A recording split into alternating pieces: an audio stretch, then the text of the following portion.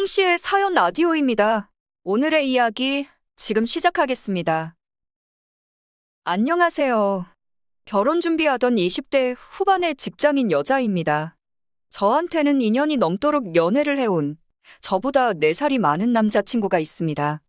두 사람 다 사회적으로 결혼 정년기이다 보니 언젠가부터 만나면 결혼에 대한 이야기가 오고 가기 시작했어요. 너무나 자연스럽게 결혼 이야기가 나왔고 만나온 시간이 길다 보니 저도 이제 결혼을 하게 되는구나 하고 생각을 하고 있었습니다. 결혼할 때 챙겨야 할 것들이라든지 결혼 후에 우리가 어떻게 뭐라고 살 것인지 그런 구체적인 이야기가 오고 갈 때쯤이에요. 결혼 계획을 세우는 일이다 보니 그 어느 때보다 재밌고 즐거워야 할 시기일 텐데 저는 오히려 이야기를 나누면 나눌수록 조금 아니지 싶은 마인드가 보이기 시작했어요. 마냥 좋기만 했던 남자친구의 숨겨진 이중성이 보이기 시작했습니다. 저는 괜찮고 남자친구만 이상하다는 내로남불의 잣대가 아니에요. 저는 최대한 남자친구가 원하는 바에 맞춰주려고 노력하고 좋은 쪽으로 해결하기를 바랬습니다. 그렇게 꼭 자기가 하고 싶은 대로 해야 했는지 그 고집 부려서 얻은 게 뭔지 아직도 그게 참 의문이네요. 비단 저희 또래의 커플이 결혼 이야기를 할 때가 아닐지라도 가장 중요한 문제는 의식주 문제 중에서도 집이라고 생각해요. 아무래도 집이 한 푼 두 푼 하는 것도 아니고 요즘 서울 집값을 보면 남자가 모은 돈, 여자가 모은 돈 다 끌어온 다음에 양가 부모님들 돈까지 끌어모으고 그것도 모자라 은행에까지 손을 벌려야 하잖아요. 그러다 보니 저희도 집 문제에 대해서 이야기를 하게 되었어요. 저도 직장인이고 남자친구도 직장인이니 집을 볼 때 가장 중요한 건 집과 직장 사이의 접근성이라고 생각합니다. 어느 한쪽만 편해서도 안 되고 두 사람 다 불편할 필요도 없지요. 저와 남자친구 두 사람 다 만족할 만한 위치에 집이 있어야 한다고 생각했어요. 서로 다니는 회사가 정반대 방향까지는 아니지만 서로 떨어져 있는 상황이었고요. 그런데 제가 예전부터 혼자서 상상하기를 만약에 우리가 결혼하게 된다면 집은 이쪽 어디쯤이 좋지 않겠나 하고 늘 생각하던 곳이 있어요. 남자친구 회사와 제 회사로 가는 각기 다른 두 개의 호선이 만나는 환승역 근처이기도 하고 아직 개발도 덜 된 곳이라서 서울 안에서도 비교적 집값이 낮은 편이었거든요. 그래서 저는 오래전부터 생각했기도 해서 남자친구한테 이쪽 근처가 어떠냐 물어봤었어요.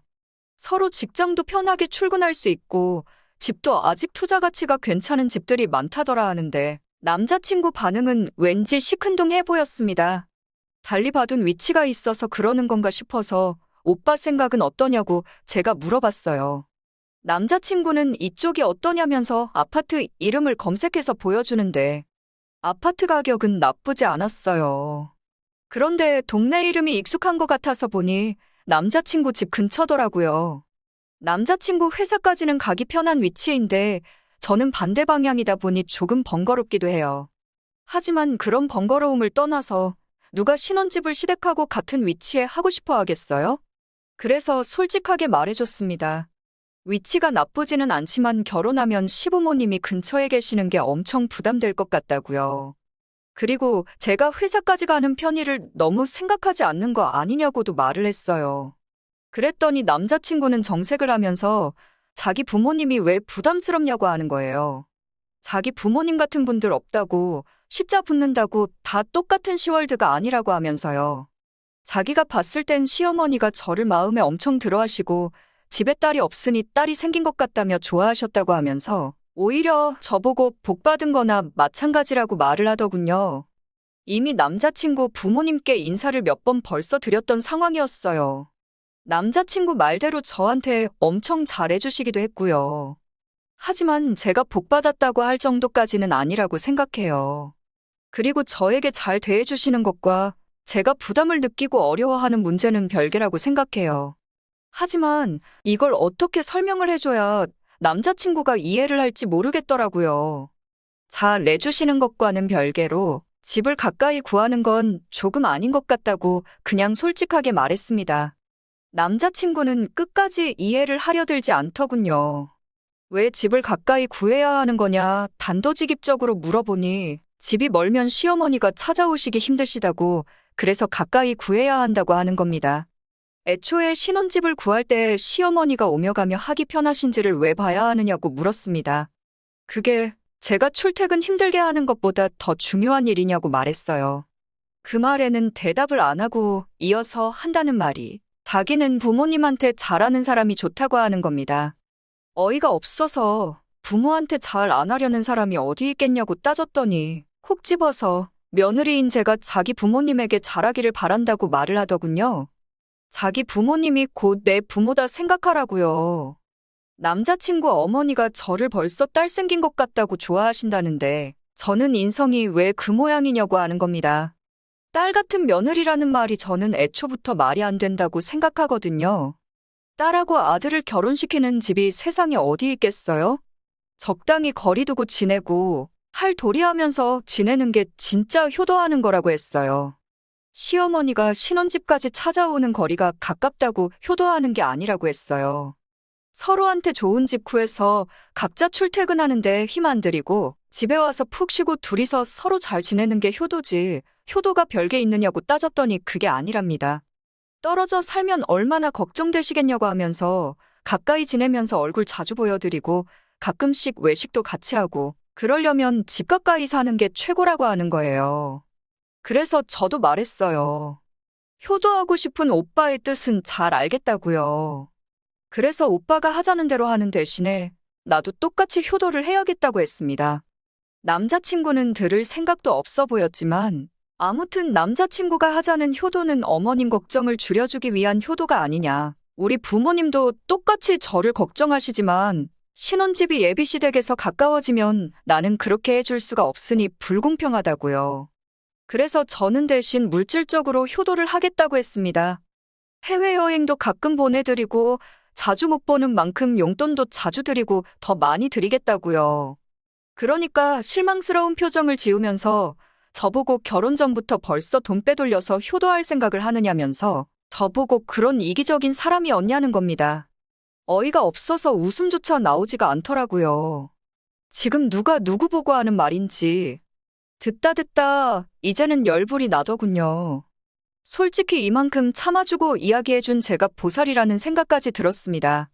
지금 남자친구가 효도라고 하는 건 전부 다 시댁 위주로만 이야기하고 있는 거잖아요. 자기 장인 장모님 되실 저희 부모님은 안중에도 없고 다 자기 엄마 찾아오기 편하게 걱정하니까 매일같이 얼굴 비춰드리게 하면서 시댁 근처에 집을 구하겠다고 하는 꼴을 보니 어이가 없었어요. 적당히 고집 그만 부리고 저한테 져줄 법도 한데 지 부모님 걸린 일에서는 저렇게 양보 안 하고 고집 부리고 있는 꼴을 보아하니 앞으로 결혼하게 되면 무슨 일이 펼쳐질지 안 봐도 뻔하더라고요. 그래서 그냥 결혼은 없던 일로 하고 하루라도 빨리 서로 새 갈 길 찾자고 했습니다. 단 하루 이야기 나눴을 뿐인데도 이 정도면 앞으로는 무슨 봉변을 당하겠냐고 찍어 먹어 보기도 전에 이게 똥인지 알았는데 똥 옆에 있는 게 된장인지 카레인지 내가 알게 뭐냐고요. 효도가 하고 싶으면 뭐하러 결혼해서 독립해 나갈 생각을 하냐고. 평생 부모님 품에 살면서 매일같이 얼굴 보여주고 지내고 맛있는 거 사드리고 걱정 끼칠 일도 없고 얼마나 좋냐고요. 지가 언제부터 그렇게 효자였다고 저랑 1박 2일로 여행 갈 때는 부모님이 외박 안 시켜준다고 빨리 집 나오고 싶다던 인간이 참 웃기지도 않네요. 헤어지고 나니까 자기가 잘못했다며 엄마 평생 안 보고 산다고 저한테 용서를 구하며 다시 만나자길래 구둣발로 거머리 떼어내듯 한마디 해줬습니다.